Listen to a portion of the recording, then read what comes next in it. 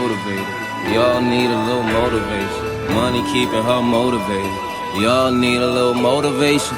Money keeping me motivated. We all need a little motivation. Money keeping her motivated. We all need a little motivation. Keep all the real niggas motivated. Keep all them little niggas motivated. Maybach 600, it drove her crazy. Sure they gon' do it, she motivated. I've been neglecting the rover. What's going on, everyone? Welcome to another episode of the Smooth Podcast, simply motivating others onward through hope. Here to the left of me, I have a man of many talents. Some know him as Don Coogi, some know him as Coog, others know him by the Daily Note guy. Coogi, what's going on? What up? Yo, I'm Coogi. I'm happy to be here. You just saying off air, your ever first podcast was with me years ago, which is crazy. So congrats on this. Yes, thank you. I'm Coogi. I run the Daily Note. I host shows. I curate events. I love vintage clothing. I worked at a vintage store forever. You know, jack of many trades. Jack of many trades. And now you recently moved to Atlanta, correct? Yeah. Well, I live in Georgia. I live in Beaufort, Georgia. I can't say Atlanta because I'm like 45 minutes out. Okay. So like, I don't want to like give that like. Right. I don't want Reddit to get mad at me or anything. But yeah. I moved to Beaufort, Georgia in July. I went to high school in Georgia before, so like I've kind of always had a really great relationship with the state as a whole, but kind of want to try something new. Take my take my talents down there. See what I can do. See, just kind of see the area. It's really creative right now. Their underground scene's incredible. I love being there. The energy's different. What would you say are some of the pluses of Georgia, and what would you say are some of the minuses of Georgia comparatively to Rhode Island? Off rip, like a con is just how far everything is. Like I said, I'm 45 minutes from like downtown Atlanta. I'm 45 minutes from pretty much everything. So, being from here, anything past 10 minutes is a far fucking drive. Yeah. A far freaking drive. Sorry, I gotta work on that. You good. But definitely just the driving is like definitely one of the biggest cons. Definitely the traffic too. Atlanta traffic is very different. Yeah. Like you can find yourself hours. A 10-minute drive can turn to like a 40-minute drive just with how ridiculous traffic gets. Pros, I mean, being in a bigger city, you just kind of never know who you're going to run into. There's always something like creative to do. Have you kind of like met celebrities and stuff like that since being randomly? Yeah, like you just kind of run into them. Like, I went to an event, so I met Trinidad James. I was at K-Camp Studio the other day at a listening party. I went to the Hawks game. T.I. performs. Like you kind of always see celebrities out and about because Atlanta's huge and like all the rappers, all the entertainers live there. Right. So you can just like see, like my best friend Christy, she sees Westside Gunn driving all the time. He has like a wild, ridiculous Lambo truck. Like Atlanta's really black Hollywood, so you'll see anyone at any given time. Jacquees comes to the Apple store I work at all the time. And I don't know if anyone's ever asked you that, but what in your wildest dreams, like what do you hope you can accomplish there? Like what do you hope to aspire to accomplish there? I would love, like ideally I would love to be an A&R. I would love to work at a label. I would love to like work deeper in the music industry. If I could, I would also love to do radio. If I could podcast for like a big corporation, like a complex, something like that, that'd be dope too. Wherever the music world takes me, being in Georgia, there's definitely a lot more opportunities, like just being able to host specific shows and just kind of be in different rooms that I don't really have the chance to, like being in Rhode Island. So wherever it takes me, but ultimately the goal is to just work in the music world. Yeah. Where whatever and at whatever capacity. Because right now I want to be an A&R, but it's like if I could like go on tour and just host forever, I would do that too. There's a lot of things ideally I would love to do. But the one big goal is just to be able to just do the music thing full time. Yeah, and I can definitely say, you were probably one of the first people who, was a host and was like an actual host of like getting crowd involvement, being Appreciate vocal, being social. You weren't one of these people that like are very internet and social media savvy and 1,000 tweets a day, but then you see them in person, it's like they're shy in a corner somewhere. Like you're the same person, you know what I mean? So, I try to be my authentic self on the internet. I think of course, like the internet, you only really post the cool shit and the things that are like to glorify. So you guys obviously don't get all of me. You don't get all of anyone with the internet. I hope. Don't use the internet for everything, but I try to be the exact same. I think like the things that I tweet are things I say in real time as well. So I try to be, my authentic self. I'm still awkward. I'm still like a little weird. I think people sometimes expect me to be a little more like loud or whatever the case may be because I do have such an opinion on the internet, but like I'm still, I try to still keep it very So I try to be the same. I hope when I meet people from the internet, like that I've been following, like you're exactly how I thought you'd be, just based off that. You're a little nicer than I thought. You get that a lot? A little bit. Yeah, you know, but like, I feel like what you put on the net is who you are. Like, Right. I don't try to be anything that I'm not.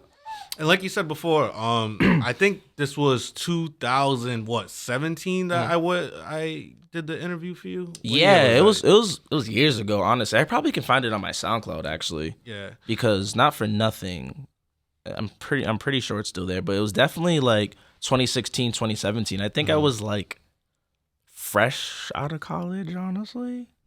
So it was early though. I think you had just graduated actually. Possibly From BC. Yeah, I think you had just officially like. I know. I had the I obviously had my Smooth Sundays and stuff like that going, and I had like the clothes and stuff like that. But that's how far back that you were doing this, and now Facts. it must. A lot of people are doing this, so you definitely paved the way for a lot of us, and I definitely want to congratulate you on that. Nah, man. Honestly, bro, I think if it wasn't, it's funny because he's here. If it wasn't for like BO8 and any times and J Notes for kind of like coming in and just, I had been doing college radio and I had got fired from it. So I remember they just kind of came to me and was like, we have the studio, we have the space, like I think we can build something. So it's more of them kind of believing in me and being like, we're gonna open our space to you, and hopefully other people start doing podcasts as well. Because right as I started doing like college radio and podcasting, I want to say like this is the plug starts. Rudy started his one as well. Spark Up comes not too long after. Like we just kind of all started doing it around the same time. I think there's a lot of pioneers with that, but even with hosting too. Like I if it wasn't for Jabron, I wouldn't have started hosting. Shout out Jabron. Yeah, definitely. I saw him hosting. I was like, oh, I could definitely do that. And he's definitely one of the few people that I sat down with. One thing about me, I'm always gonna like let people know like who the my OGs are, and people who definitely like, whether or not they know it, like inspired what I do. Right. But definitely one of the first, like as far as media take it seriously, but there's so many ill people doing that. Like Sound, who's supposed to be here, what he's doing with his podcast is incredible. Just the whole Complex Ambition like movement is wild. Yeah, he's taking it to new heights for sure. For sure. I love where the city's at right now. I love where all our creatives are. I feel like just for you to have a platform and interview so many dope people week after week after week, not being here and seeing that is so ill. Just to like know that there's so many different avenues that people are exploring and like killing. Right. Yeah, I agree. I'm just happy I could kind of like find my little niche out of everyone. Nah, you've been that. You've been the man though. I can find my little corner to kind of sneak in. You're versatile. I think like I remember when I first kind of like started seeing you around doing like killing it. Like I was just like, oh, that's a club promoter guy. But I feel like you're taking it to like you said, like new heights. You continue to reinvent yourself and just do dope things. Like obviously the club stuff is dope and it's fruitful, but I think there's so much more with you. And congratulations on the Federal Hill spot too. What's it called again? VL Restaurant and Lounge. And it's black owned? Black owned. That's fire. Congratulations. That's fire. Thank you. That's like when I saw that, I was like, this is perfect. General manager, you get to get your ghost suit on. I see you. I see you. Suit. All right. So now while we're here, I wanted to do something where it's, it'll probably be an annual thing, but it's going to be a yearly wrap up where we talk about everything that's happened over the course of the year, from music to politics to events. I am gonna leave out Balenciaga, Kanye West, just because I touched on them a lot over the last couple of weeks. Word. So like that's kind of like I don't want to keep on doing that, but everything else is fair game. So I think the biggest thing that happened this year, we'll kick it off with a bang, no pun intended, but the Tory Lanez and Meg the Stallion thing. What do you make of the situation? What do you make of the outcome? And what do you think that everyone can kind of take away from this? One, I'm just glad it's over. I'm glad I'm glad that it's over and we finally, first and foremost, shout out to the fact that Meg got justice. Like off rip, that's super important. I'm glad it worked out. I'm glad I'm not glad she got shot, but I'm glad she got her justice and he did the shit. So he's a nasty dude. For real, he's a nasty dude. Like at the end of the day, there's no way around it. What I think of it, I think it showed a lot. It showed how much the industry truly does hate women. It showed how things can get twisted. It had shades of the OJ thing where it doesn't really matter if he did it or not. If they can prove that he's innocent, it doesn't really matter. And it was a weird. Everything about it was weird, yo. Everything about it. So you never withered on one side or the other during the course of the trial? Because with me specifically, I wasn't a huge Tory Lanez fan to begin with. I think he makes really good music. I think he's one of the few artists that every time he drops, I know it's gonna be good music. But I was never a huge fan, so it was I couldn't Like, I think it's wild that certain people were like defending it to a core, just like, yo, relax, you weren't there. So I never really had a side. I just kind of want to see how it played out. I laughed at jokes. Like, I'm not a perfect human being. I saw jokes, I laughed. I'm from both ends, because the internet makes everything funny. But I never was like free Tory or Meg's lying or Team Meg. I was just like I just got to know what happened. I still don't really understand what happened based off like just kind of reading the trial through like all of the Twitter things. Like, I'm still not entirely sure that he did shoot her just based off what was said. But I don't know. Yeah, and it's interesting that you said that, because I say the same thing when it comes to this trial. I think it was actually the let me choose my words carefully. I think it was somewhat of the opposite of the Simpson trial, because when OJ got off, everyone kind of was like, nah, but he did that shit. Oh, yeah, no, he did. Now, with this, I don't want to say he definitely didn't do it. I don't want to say that, but there was enough evidence to at least have doubt that he did it, which is like, you can't really convict someone if you're not 100% sure. And there was enough stuff out there that there's no way anyone was 100% sure that he did it. Yeah. So that was my only beef with it.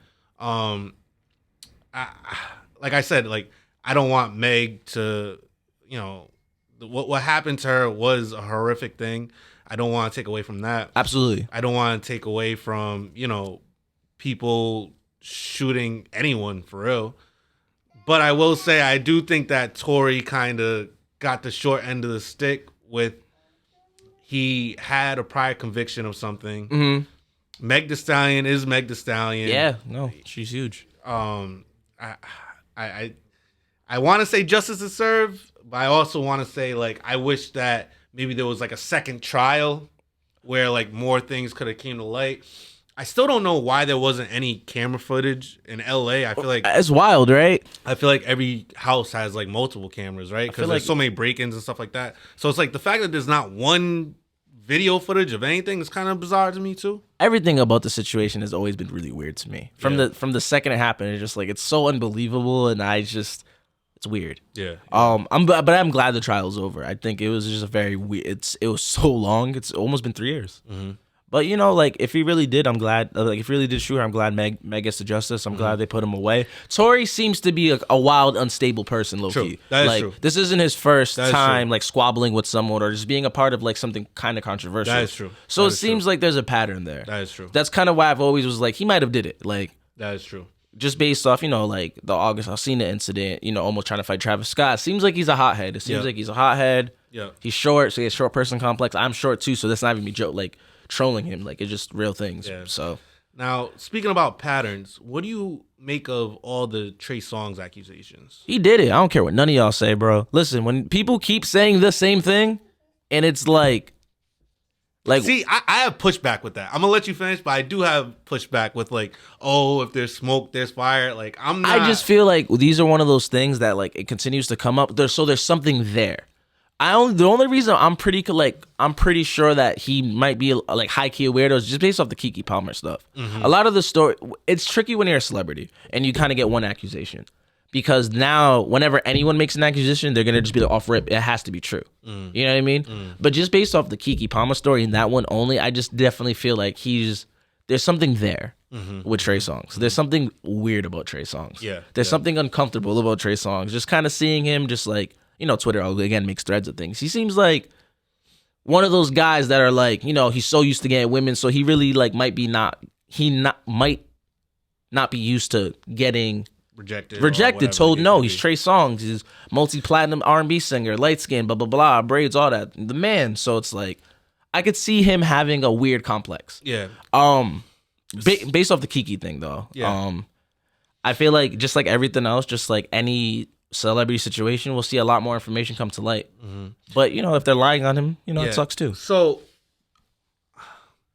before labeling someone an abuser, a rapist, or whatever the case may be, those are heavy words.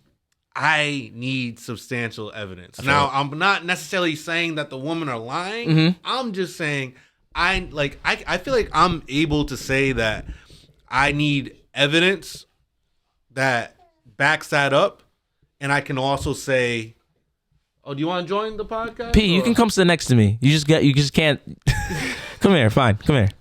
Shout out to P who just entered the pod. You can't just, again, these are heavy accusations, so you can't just go around calling him that. But there's a pattern. That's all. Yeah. Now, Gunna and YSL, and I'm doing a horrible job as a host. Let me kind of like reiterate what happened. So YSL, the rap label, got hit with the RICO charge as doing gang activities. They were a gang involving murders, drug dealing, weapons charges, et cetera, et cetera. Gunna takes a plea deal. Yep. That allows him to go home. Basically admitted that YSL was a gang, and he knows that there was individuals in the gang that committed all these acts. What do you make of that? I mean, are we shocked? Are we based off like everything that's about to come out of YSL, based off like how much evidence and information they have just on, because let's be real, they want Thug, they're chasing Thug. And based off all these other people taking plea deals and all these other people just kind of getting off with like slaps on the wrist, it's clear they want one thing and one thing specifically: Thug and the people at top. Like most of these cases, Gunna specifically, because I'm not really too familiar with other people taking plea deals. I'm not shocked, just because, and maybe this is me being naive. I don't look at Gunna specifically as like a street dude. I don't look to him as a guy who probably follows street code. He just seems like a jiggy dude who raps, who happens to be around dudes from Atlanta. Because Atlanta's really like that, you can really just have homies who are really in the streets. Atlanta's really like that. So I'm not shocked. It sucks, it sucks. This whole situation sucks for everybody that was winning off YSL. It's a really weird situation. But I'm not shocked people are snitching. I truly think most times in RICO cases, a lot of people fold. So you would consider it snitching? Me being the clean guy that I am, who doesn't follow street code, I don't look at it as snitching, but I understand why people do. Like I get it based off that street code, it is snitching, but I'm just like. So I think that everyone's kind of like too quick to make that call just yet, because there's so many things that could be in play. Like, what if like Thug wanted him to do that? Exactly. So that he could go out there and make money while he knows like, yo, I'm probably gonna be messed up like back here. That's the cash cow of YSL, especially because it doesn't look like Thug's getting out. The other part of me, however, is like, if Thug was for this, right? Why hasn't he like public, like, because he runs Twitter still. And, why hasn't he said anything to like, yo, like, ease off of Gunna, like he's good? I don't know. Because that was my thing. Like, I really, honestly, to understand, to like really assess the situation, I kind of do need to know how Thug feels. If Thug looks at it as snitching, maybe it's something deeper than we know. Because all we know is he took a plea deal, but we don't know what was said specifically. He pretty much confirmed things that we already knew. Is YSL like a gang? Like, yeah, but we knew this. You know what I mean? He's kind of confirming things that are already on paper. Unless like clips come out of him being like, this is the guy you need to get, these are the guys you need to get, like, I just can't look at it as snitching all the way. Right. I don't know. It's a tricky situation. Yeah. Because it's like, this is a RICO case. This isn't something small. Right. I just don't expect a lot of these guys to. I expect a lot of these guys to fold. Rather, I'm not shocked. I'm never shocked when people snitch at times like this. These guys have families. These guys have a lot of things to protect. So it sucks. Let's get into Drake's alternative album. Honestly, never mind. What's your takeaways from that? I like that project a lot. I think if the album was presented to us in a different way, I think people would have liked it more. I think if there was a single and we kind of knew what to expect, I don't think it would have took everybody as off guard as it did. Because I think it's great music, honestly. Like, I listened to the project when I drove to Georgia. I woke up randomly. My homie was driving, woke up at like 2 a.m. and I just listened to the first like 4 records. You're just waking up out of sleep. I'm like, this is fire. And then, like, we go out, we see these songs ring off at events, and I'm just like, no, this is phenomenal music. Any music that makes women dance is great music. And it's Drake. I just think people expected it to be a rap album or expected it to be like your typical Drake album. But I think it's unfair the way people treated that album because like whenever when Certified Lover Boy dropped, I think everyone was like, damn, this is kind of the same thing over and over again. It's the same Drake formula. This is whack. I mean, at least that's how I felt. But I feel like the common thing was like, this album was cool. So he goes into the lab and gives you something completely brand new. And then people complain. So it's like, it's awkward. It's like, y'all don't really want to see him progress. Y'all don't, you don't want to hear the same song over and over again. You kind of can't win. Yeah. But there's some joints on Honestly Nevermind. There's some songs that like really ring off at events. I'm like, this is phenomenal. I agree. I like the album a lot. I appreciated it. I think it's dope that he's so versatile and can do these joints. And I understand it's not everybody's cup of tea. That I get. But to denounce it as whack music is crazy to me. Yeah, and I mean, I think he knew that going into it that a lot of people were gonna deem it as whack, but there was gonna be a whole nother population that he might not have even tapped into that was gonna think, oh nah, this is like it. Because he did 1 billion streams on Spotify alone. Yeah, this is Drake. It's gonna do good regardless. Yeah. But I mean, did you like it? I liked it. It's good. I think it had a lot of standouts. At first I didn't like it. But then I was at my boy's cookout and I heard Sticky. I was like, oh, this is on it? Because I probably didn't even make it to track 7. And I was like, oh, now I got to revisit this. Because Sticky is like a banger to me, you know? Like, I'm assuming that some of these joints come in at the brunches or the events you throw. And like, again, you just see the reaction. And I think sometimes with music, like, I can understand why certain people don't, like, I'm gonna take it to a different artist. I can understand why certain people just don't really like SZA's music because they just might not relate to it. They might not be sad. They might not, they might not think dudes are as bad as she says it. Like, I feel like certain songs are for certain situations, right? I say that to say, like, I don't really relate to SZA's music per se, but I understand why it's dope. Now we take it back to Honestly Nevermind. I can understand why people didn't like it or maybe didn't hear it in the right place, right time. Because like on vacation, the album goes crazy. Like I can only imagine just being in Jamaica, Clearwater situations and playing the album or being with shorty in a villa. And like, I feel like sometimes you got to listen to music at different places and different times or different moods to like for it to really affect you. Listening to the album at midnight and just obviously not being able to like it at midnight, I don't know. Yeah. But then when you hear Sticky at a cookout or at an event or at a party, you're just like, damn, this is fire. Yeah. Now, there was some good projects and singles from, the men in hip hop. But I feel like the girls took hip hop over this year. Yeah, I think the girlies are killing it. Glorilla and Ice Spice specifically.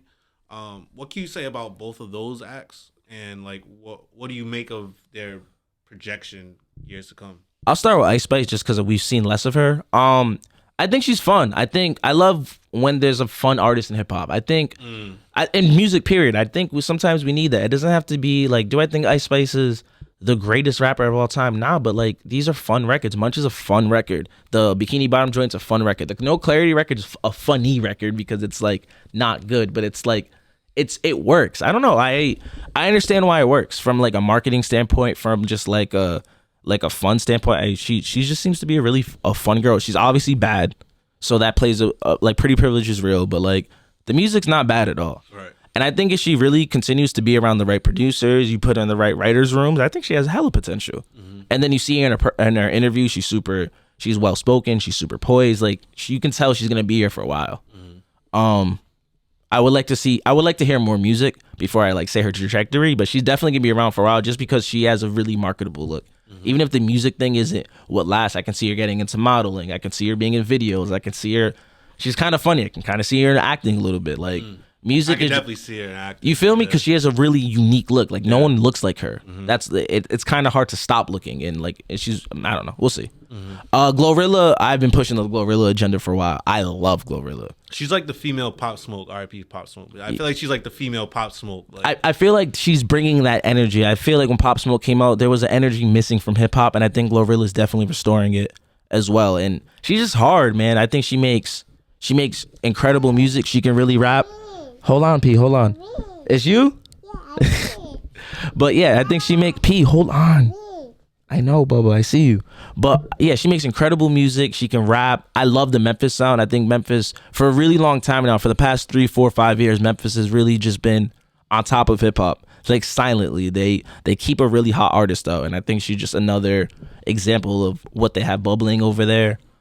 I think she got it. Yeah. I've seen videos of her performing. She got it. Her interviews are hilarious. Like, I think she's a star, and I'm really excited to see where she goes. And, you know, getting that Cardi B record, hat dropping a really dope EP right after, being signed to being a part of one of the illest labels right now with CMG. I think she's gonna be around for a really, really long time. Yeah. She's exciting. There's a lot of exciting women in hip hop right now, but she's definitely at the top. Right. And think about it, she's the only one that doesn't particularly like look that good.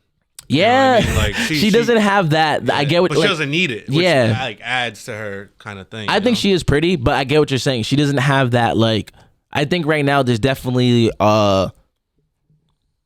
like a look that a lot of the female rappers have right now, like the BBL situations, like, you know, they all kind of, like, a lot of them dress very similar, like have a lot of them have very similar aesthetics. So I get what you're saying. She definitely stands out. Like, when I think of Glorilla, although she's a pretty girl, I don't think of her as like your typical bad bitch in hip hop, which is a lot of lanes right now. So I get that. But I love Glorilla. There's a lot of girls in hip hop right now. Speaking of women, Brittany Griner, she was released after being incarcerated for a vape pen, if I'm not mistaken. A vape pen, yeah. And the only thing is, we had to trade an arms dealer. One of the most dangerous people in the world back to Russia. So with that said, what are your thoughts and feelings about that? What they say on Twitter? We traded a shooter for a big. I mean, I don't know, man. I just need to know how that deal came about. I remember when they initially said it a few months ago that might be the option on the table, and I thought people were wilding. Then it really happened. I mean, he was gonna get out in like another year or two, I think they said, and it's better than. Based off what I was reading, it seems like they were like really, like, her time there was awful. They were like essentially, like, not beating her, but it was just not safe for her. And I don't think she would have lasted that year she was supposed to serve, or however long she's supposed to serve. So, like, for her, it's great that they did the trade. I think it's wild. I think it's crazy that it happened like that. But, you know, free BG. I mean, I don't think this arms dealer is going to go back to doing what he does. I'm sure there's like heavy surveillance on him. I'm sure they're not just letting him wild out, or at least I hope. But we'll see. Yeah. Free BG though, man. I mean, I'm happy she's free. Like, that was such a weird thing. There was I felt two ways about it. I was like, damn, I feel like people need to stop going to these other places and wilding out. Like, we seen what happened with not LaMelo, not Lonzo, the other LiAngelo. Like, something similar happened to them. I feel like even with the Qatar situation, with like a lot of Americans and different people going to Qatar and just doing things and breaking their rules. So I think that Brittany Griner being detained and you know, pressed on for that long of a period was due to Russia being at war and them wanting to get the arms dealer back and things of that nature. And I also think it was a political play on the U.S. side, specifically the Democrat/Biden side, because you know, when it comes time for election, he wants to kind of make sure he's able to get most of the black votes, most of the LGBTQ votes, and this was a big power play for that. I agree. So I don't hate it or love it. It kind of just is what it is. But I am happy that, you know, she's back home regardless. You know. No, exactly. And that, at the end of the day, that's just what it is. Like, it's a really weird situation. It's kind of a crazy headline, but I'm just happy she's free. It was wild that she was in there for that long. But, you know, let this be a lesson to, like, people, and like, stop going to other places and thinking it's sweet. Like, just because we American, like, they're gonna make an example of us anytime they get a chance to. Yeah. At the end of the day, and, like, you know, this is a learning experience, a sucky one. Happy she's home, but, like, you know, we just gotta move a little better. Right. So now, Twitch, the famous host, DJ, personality guy, committing suicide. Yeah, that was crazy. So you know, to be honest with you, I didn't really know him that I wasn't super familiar with him prior, I wasn't. Truthfully. And I kind of just like looked him up after and saw everything after, but he had a beautiful family, always seemed happy. Obviously he wasn't, but always seemed happy. Kind of put this public display that, you know, everything was all good. And I hate to touch on Kanye because I touch on him so much, but between him and Kanye this year, like, man, mental health has never been at the forefront of topic of conversation like this year, you know? Yeah, I feel like every year I think mental health is becoming a lot more. I think we're just seeing more signs of it. Like even to these celebrities, they're not like these superheroes. Everyone deals with mental health, and you're seeing it more at the forefront because social media. We kind of have a lot more access to people. It sucks, I feel it's wild that it takes a celebrity for these conversations to come up, for these things to happen, but these are real things happening. Even when I remember when Robin Williams, did he commit suicide as well? Similar person, like always happy, always great personality, always known for his comedy movies, but he was fighting something. And I feel like these conversations are important to have, and I'm glad that mental health is kind of at the forefront. People are starting to do therapy more, and it's starting to become a lot more normalized. But yeah, the suicide's crazy. It's no joke, man. Yeah. So I am a therapist. For real? Yeah. So I'm actually a clinician. So it's like What? a master's level therapist. Yeah.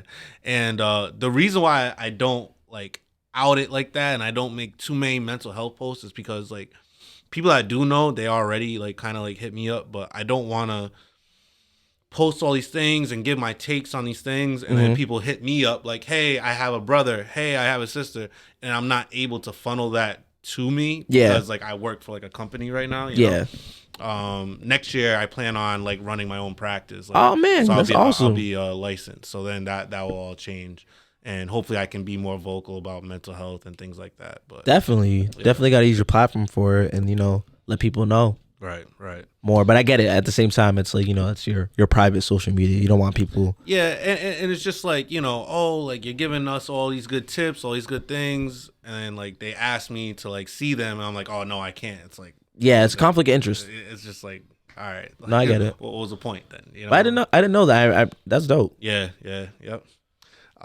So moving forward, the AI face filter. Did you pay for it? I didn't do it at all. I haven't done it either. Yeah. So what was kind of revealing is that not only did people pay for it, but it's like what that company is able to do with their likeness is like anything they want. Yeah. Like forever. Yeah. Which could prove to be detrimental down the line. Like your face could be an ad for like, like herpes or something. Anything. Yeah. Like anything. Then what? You know what I mean? A lot of actors actually go through that. The dude from Shang-Chi, he did when he was like a struggling actor. I think he did like a photo shoot for like $200, and like there's so many random ads of his face on just random things he has no control over. It's crazy. Yeah, whenever you sign up for these random apps, these third party, specifically these third party apps, you're signing away all types of random stuff. Even Google Photos owns your photos. I don't think anything caught fire the way this thing did though. Yeah, because it looked cool. Once I saw it was like $3.99, I was like, I don't care that much. I'll hit up J-Notes and get an AI. You crazy? But I feel like every 6 months there's like a new cool app that people are doing. It is wild that they were paying though. I don't think I haven't paid for an app in forever. So I mean, I would just tell everyone out there to be wary and be careful on what you're signing up for. Read the guidelines. Yeah. Read the comments. Something. I'm skeptical about anything that's third party related, yo. Whenever an app looks too weird to me or has ads, I'm like, nah, I'm good. Yeah. Same time though, I mean, I carry around a phone and I use a face camera, so like, how protective of myself am I being? So True, whatever. True. Elon buying and running Twitter. He's ruining it. I love Twitter. I love Twitter. Yeah. So he's ruining it. He's just doing dumb things. I don't want to like. Twitter is the one app that I've been on for years that I don't think needs anything. There's nothing. I don't need any bells and whistles. I like tweeting. I like seeing funny things. I don't need anything else. I don't need a fake check. I don't need to be able to post 10-minute videos. I don't need ads. I don't need any of these things. Like the more you add to such a simple thing, I think continues to ruin it. But I mean, Twitter, it's weird. It's weird. I don't like it though. I don't need these things. I hate the way it looks. Have you seen the way it looks now? Yeah, it's with the like quote retweets and like the views. Like, yeah, it's just wild. I kind of like the way the views thing is kind of interesting to me. I'll keep it a buck. I kind of like the view thing. But what I will say is that that's from kind of like a user side, and like we probably will never really know. But like he must be, because I did hear that Twitter was kind of like on like the decline a little bit. Yeah. Like in terms of like business wise. So like I can see that. maybe what he's doing is, all right, it's still a business at the end of the day. For sure. So like, all right, you might not like this as a user, but guess what? Like, you're going to not like it a little bit and still use it, and I'll be able to pay the bills. You know what I mean? So, he got to make his money back. He spent a lot of bread to buy Twitter. I think Elon's like the worst kind of rich person, low key. He just can wake up and do dumb things. You know, like, you know, when you have money, like, you know, when you start getting money, you just start buying stupid things you wanted. That's kind of Elon. And I just feel like he just woke up and just had to commit. Like, remember, like when Trump ran for president, I think it started as a joke, but it got so deep in that he had to commit.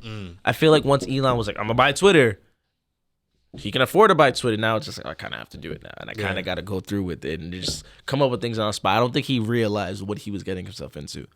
Feel like he just like a little rich kid who just like, I can buy it, I can make this cooler. And now that he's here, it's just like, nah, this isn't working. Yeah, and he spent bread. He had to commit. Unfortunately.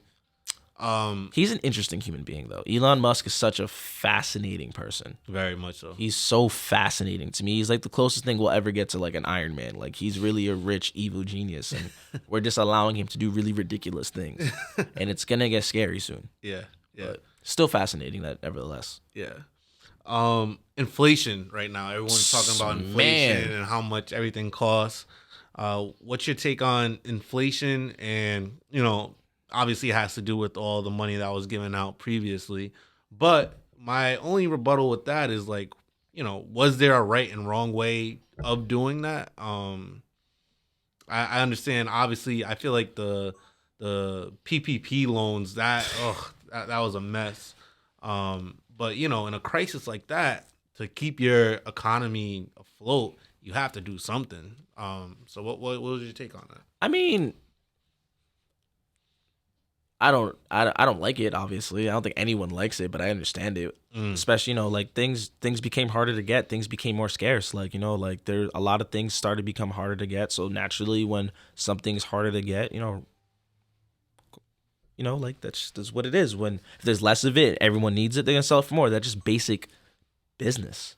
So I'm not mad. I'm not like, I understand why it's happening. It sucks that it's happening. I feel like right now is a very scary time for people who just, you know, were already coasting or just kind of living check to check. Now it's like maybe living check to check. So I feel, you know, it sucks for everybody involved, but like, I feel like we've been experiencing inflation without noticing it for years. You know, like certain things are just way more expensive than it was years ago. That's just what happens with life. Right. Truthfully, you know, and then they raise minimum wage often, so things just become more expensive. You know, I remember when minimum wage in Rhode Island went from like $9 to like $11, and things just went up. Naturally, that's just how these things happen. It just we're seeing it in real time now, and I feel like ever since like the pandemic, like we're just paying attention to these things a lot more, just because the world is like, I feel like our generation, like, you know, like, because we have Twitter, because we have also Instagram, because we have all these social medias, I feel like we're so much more aware of things going on. It's in our face more, so that's why we're noticing it more. But inflation is horrible right now. Like, renting is OD. Like, gas was crazy at some point. It's going back down right now, which is fire. But so it's been a really just weird few years. And now, I'm not sure how aware of that you are, but the governor of Florida, Dos Santos, he sent a couple of plane-filled, this is weird even saying, plane-filled cargoes with immigrants and dropped them off at Martha's Vineyard in Massachusetts. Wait, what? Yeah. So, when did this happen? This happened over the summer, probably late summer, early fall. You said this guy was from where? So he's the governor of Florida. Oh, okay. That explains everything. So he packed a bunch of immigrants on a couple of planes. The planes then dropped the immigrants off at Martha's Vineyard in Massachusetts. I have a theory that America uses Florida as a place to just try things.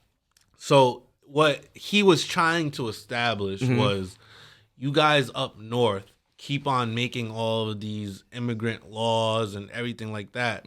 But it's mainly not even affecting you guys. It's affecting us here that are closer to the border, that are actually like the ships are getting docked and people are just like unloading on our stuff. But you guys up there are making the rules on it. That was his kind of like, you know, his thing. Well, what's your take on that?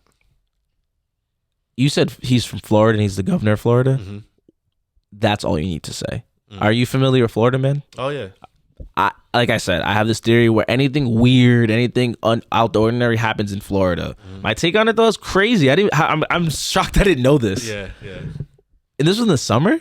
Summer or early fall. How did they react to this? Like, how did people from Martha's Vineyard? Yeah, they had to open up shelter, and everyone the police and stuff like that had to help escort everyone and feed them and stuff like that. We're just living in such a weird time right now. Like, things just happen, and maybe this is just because I'm numb to things just happen. I'm just like, oh, that's weird, and just kind of move on. I don't even know my reaction to that. I got to read more about this. This is crazy. Yeah.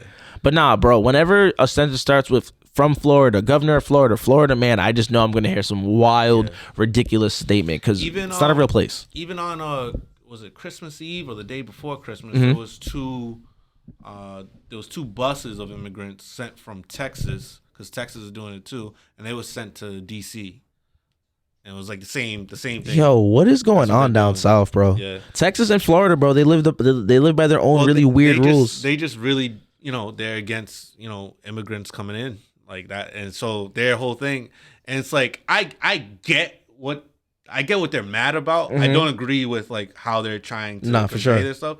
But I can imagine a different group making rules and judgment that mainly affects me. You know? So I do get that aspect, but using humans as pawns, I think it's crappy. Nah, it's crazy. So it's crazy. That was crazy. That's crazy. I got to read more about that. It's wild. Yeah. Nah, people they be wilding out there, bro. Yeah. And now, we're gonna. What do you think are your top 3 albums or projects that dropped this year? In no order, I would. Vince Staples' Ramona Parks Broke My Heart is one of my favorite albums. It's such an easy listen. Like I mentioned earlier, I drive a lot now, so it's just kind of my go-to album that I listen to. It reminds me of summer. I love when music reminds me of good weather. Oh yeah. Vince Staples, I've been a fan of him for a long time, but this is definitely my favorite project he's ever done. He sounds his most mature on it. It's sequenced really well. It's not super duper long, not a lot of features. The production is incredible. So Vince Staples' album is definitely my favorite album of the year. Let me look at my top playlist, because there's a lot of albums I like this year, truthfully.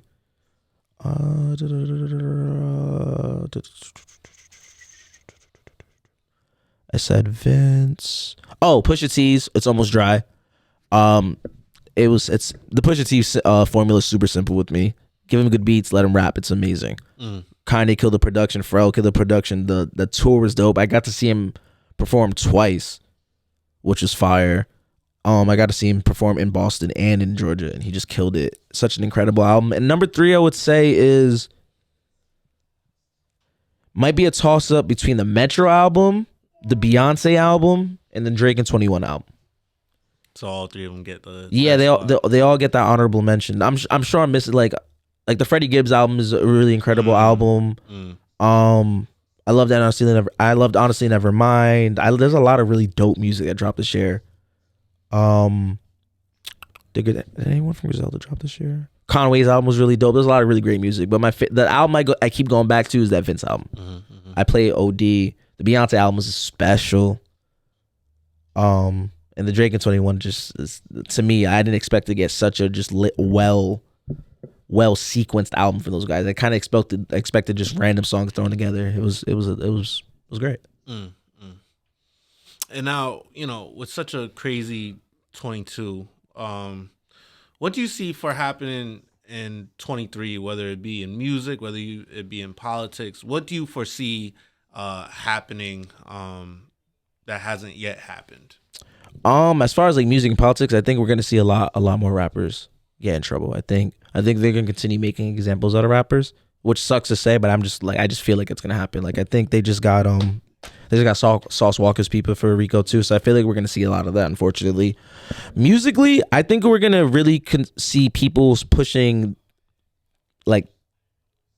like the sonics of music more. I feel like we're gonna see a lot more international music. I feel like what Bad Bunny's doing right now with music, a lot of people are gonna attempt to do that a bit more.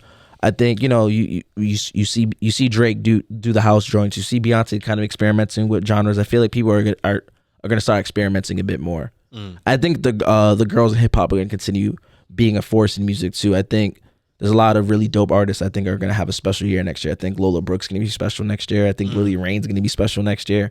I think we're gonna still see Ice Spice and Glorilla killing it. I think there's a lot of girls in hip hop right now that are just doing it at such a high level right now. I think Flo Millie's gonna pop way bigger than she is right now. Yeah, I think we're gonna see a lot of just women taking over in hip hop right now. I honestly think the next Double XL cover can be all girls. I've been saying that for a while. That would be fire too. I think Hove's gonna drop next year. That's like secretly what I want. I think I think him and Beyonce will go on tour or something? I think that's gonna be phase 3 of Beyonce's, the 3 phases of the Renaissance. I think they'll either do an album or at least do like a few records together. It's like overdue at this point. Tour, I don't know. I don't know if they do a tour together. I think Beyonce fans would be upset if she did a tour of Hove. I think they want to see like a full Beyonce just solo tour. And I don't really know how much longer we have of Hove doing shows. He's like at that level where I'm like, I don't. For what kind of? I mean, obviously, the money is always great with tour levels. So where you make cake, I just can't imagine him going on tour at this moment. I feel like I like seeing him in the Nas's and the Jeezys now just kind of do these one-off big shows at like a Madison Square Garden, or Ross and Jeezy just did like an orchestra show in Atlanta, like sold out. Well, separately, but they did shows like that. I like seeing them do that. I can't imagine them going on tour anymore. And if they do go on tour, it's like big arenas, small. I don't know. I think Kanye drops music next year too. We'll see how. I think Kanye drops. How that works out. I think Kanye drops more music next year. Well, I definitely want to thank you and P for. sorry, yo. Nah, it's all good. P. Wait. You got sorry. anything you want to say, man?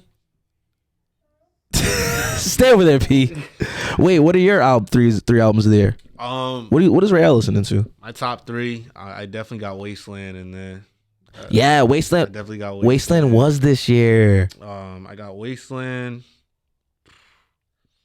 I'm throwing Rain's album in that conversation too. Lily Rain's album was incredible. I'll go Wasteland. I'll go Her Loss, and probably I Never Liked You. That's this year too. I'll probably do that.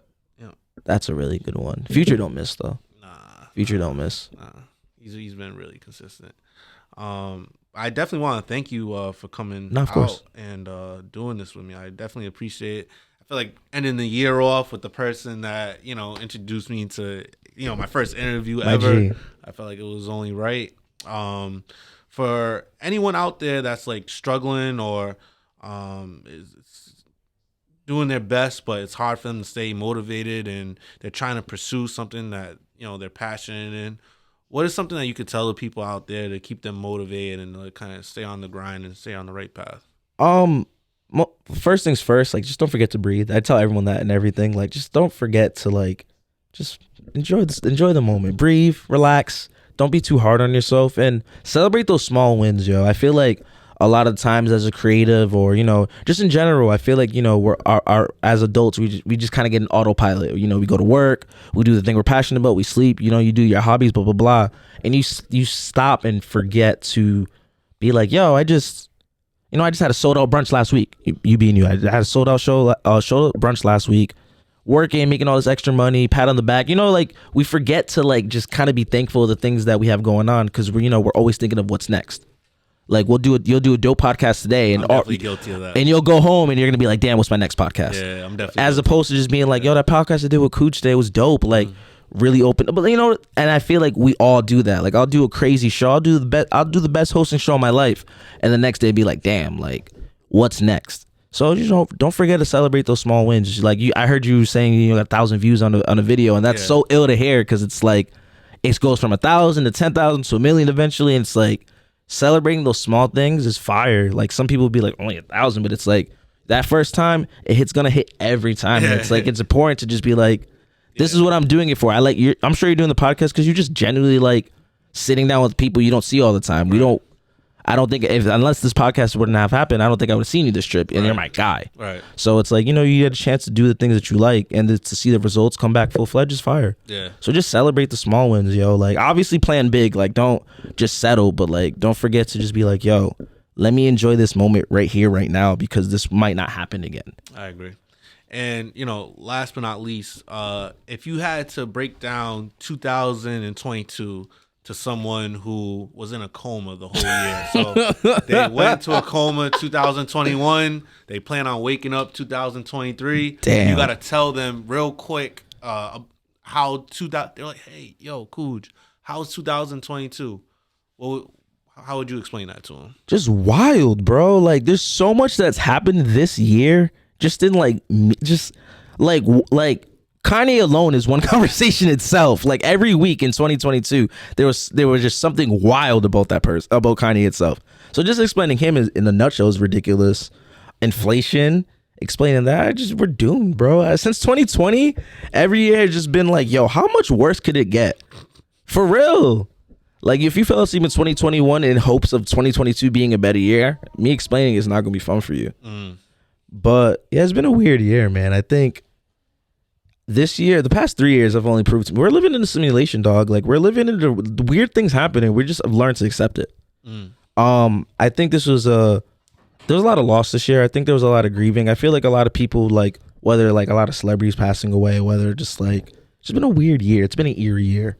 And I do hope that 2023 is just better for everybody. Yeah. But yeah, if I explain this year to everyone, it's unbelievable. It's weird. Everything that's happened, like, if we listed the top 15 headlines that happened in the past month, it's unbelievable. Right. Like, the fact that Future dropped this year is crazy. I don't even remember that because this year's been so long. Facts. What about you? What would you like? Looking back at it, how would you explain this to somebody? I would explain it in a way where it's like, I feel like it's yin and yang of a year, where it's like,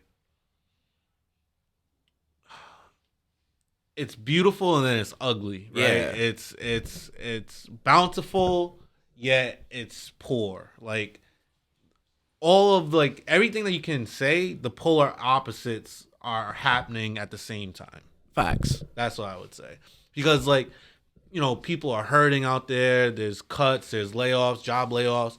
But then again, there's Turo. You know, there's, you know, people making money doing DoorDash. Yeah. That was never there before. Like, you know what I'm saying? So it's like, there's a lot of avenues to hustle. I think pandemic and post-pandemic, I feel like what we learned is there's so many ways to make bread. There's so many avenues to, like, thrive. So if, like, something's not working, you can really take a 6-month coding class and be like a 6-figure person the next year. Yeah. Like, that's kind of where, like, if anything, I feel like we've been learning there's so many ways to make bread, so many ways to hustle, so many ways to strive. It's, you know, it's America. So, like, the quote unquote American dream, it continues to change. So there's definitely a lot of ways to, like, you know, be successful, but it's like, I don't know. It's just a weird time. Yeah. It's a weird time. It's depressing, but it's also beautiful. Like, I think the yin and yang explanation was perfect. Yeah. All right, man. Well, thank you. And for everyone out there, keep it smooth, man. That was good.